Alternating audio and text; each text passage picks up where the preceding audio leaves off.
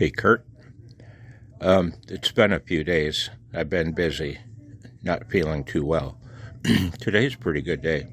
I decided to do some frequency drift testing on that old N8DRF / W7EL rig. There's my test setup. That piece of paper over the rig, it's not there by accident. It's not there by accident. It's there on purpose to minimize air drift in and around the inside of that cabinet. Ideally, you would have the enclosure put back together when measuring your frequency, but that'll work. I'm using my Nixie tube frequency counter this time. It's a Heathkit IB1101 with Nixie tubes and such. When I first switched it on and it took a reading, its first reading was 7146.496. It's dropped 52 hertz since I first turned it on, and I can't tell you how long it's been because I'm using my phone to record this, and my phone's my stopwatch. But I'm jotting down the results, and I'll share them with you in a while. Bye. Hey guys. Hey Kurt. I hope you're all well today. I'd like to talk about the actual drift performance of that transceiver we talked about. And I wanted to do some measurement so that I could talk numbers with you guys, because I want to move on and talk about oscillator testing I've done in the superhet transceiver, which you also saw in the other video. One moment, I pause you. That sounded kind of stupid. If I'm going to say I pause you, I've got to say I pause you, like Philippe. Who's Philippe? Yeah, stay tuned. Subscribe, and you may find out. You shall find out. Dear God, I've just committed my first hustle for subscribers. Let's move on. So I did some frequency testing this morning. I hope I don't keep whistling my S's. I let my frequency counter warm up for an hour, and I've had a senior moment. I showed the frequency counter in the other video. Yeah, that's a lead-in to this one. Okay, you saw the frequency counter. Ooh, chuck. I let the frequency counter warm up for about an hour, at least an hour. And my plan was turn the transceiver on and give it 5 minutes to warm up. And at that point, I called that my starting point for my frequency measurements. I gave the radio 5 minutes to warm up. But I did measure the frequency change over the course of that 5 minutes. And this is what we got.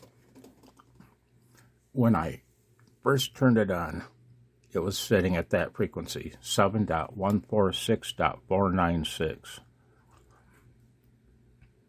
After 5 minutes, it dropped 48 hertz to 7146.448.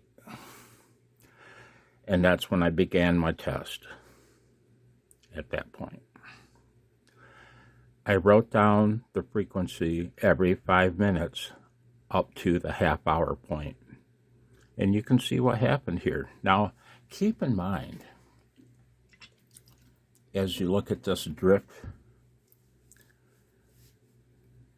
this isn't a modern digital transceiver.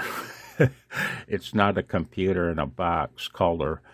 I'm not even going to call your, we don't need to go to the SDR wars, do we? What's a radio? What's a computer? Maybe we'll talk about that someday again. So, on a serious note, every 5 minutes I wrote down the frequency change, and it was all downward. And keep in mind, keep in mind, this isn't a modern digital transceiver. This is an old analog oscillator that's over 30 years old and hasn't been used since. What do I do to better my chances, better my odds? Well, I turned the frequency. I opened the air variable capacitor fully, taking the radio to the top of its frequency capability. You see what it is, 7146 kilohertz. Why? To, as much as possible, reduce temperature variances from affecting that part of the tuned circuit, of the oscillator circuit. And maybe I'll repeat this test with the cap fully closed and see, maybe get an idea of how much that might or might not really affect this kind of testing. Maybe I will. I probably will. So, that said, in this old-ass homebrew rig of mine, that I did everything I could back in the day to compensate this oscillator, after 5 minutes, it dropped another 10 hertz. At 10-minute point, it had dropped 17 hertz. After 15 minutes, it had dropped 20 hertz. 20 minutes, 24 hertz. 25 minutes, 26 hertz. Things are starting to stabilize here real nicely. And then I came back after 1 hour. I left the room, came back at the 1 hour point. It had dropped 37 hertz from when I began my timing after an hour. What's the power on drift?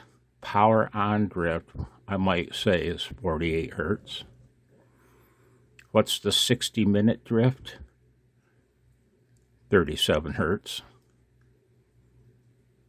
But I dare say if I began my timing anew at the 1 hour point, and maybe I'll do that again. It's been a long time since I've played with this radio. It's fun. It's getting me back into my old ways.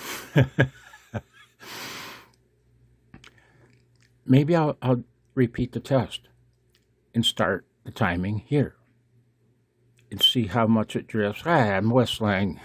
I'm whistling. See how much it drifts after it's been turned on an hour. But let's say it drifts another 37 hertz downward, which I guarantee you it will not. But we got to find out, don't we? I do. Whether you'll find out or not, I don't know. But let's say it's stable to within 37 hertz an hour. Is that good enough for a quick CW QSO? I won't even say QSO. A quick CW contact that lasts 30 seconds? Or a contest which lasts 3 seconds? Or the CW QSO, the rag chew. If your rig drifts 37 hertz in an hour, will you even notice it? Oh, I will, because I've got a musical ear. I used to play a 12-string, and I miss it, and I'm going to buy another, damn it. Why? Because I deserve it. Dang it. Is that good enough? 37 hertz in an hour for a rag shoe? Yeah, you won't even notice it. Or if you do, who cares? It's 37 hertz. But what if it were phone you were operating? What if that wasn't a little 1.25 watt? Oh, the ice maker just dumped a load. Scared me so bad, now I've got to dump a load. What if that little 1 1/4 watt CW rig was a double sideband phone rig or a single sideband phone rig? A little analog rig, stuff in your backpack, throw it in the trunk of your car for when you go camping, whatever. A little phone rig, man. Single sideband. What if that rig drifts 37 hertz over a 1 hour rag shoe? The guy on the other end, will he notice? Yeah, tiny little change in your pitch, your voice. He won't even bother to retune you. It won't matter. I oftentimes will tune 20, 30 hertz off frequency just to make the guy's voice higher pitched so I can understand him better with my aging ears and my aging hearing.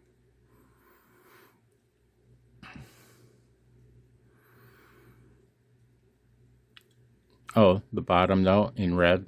This transceiver drifted only 85 hertz from a cold start to the 1 hour point, and only drifted 37 hertz after a 5-minute warm-up to the 1 hour point. Hang on. I pause you.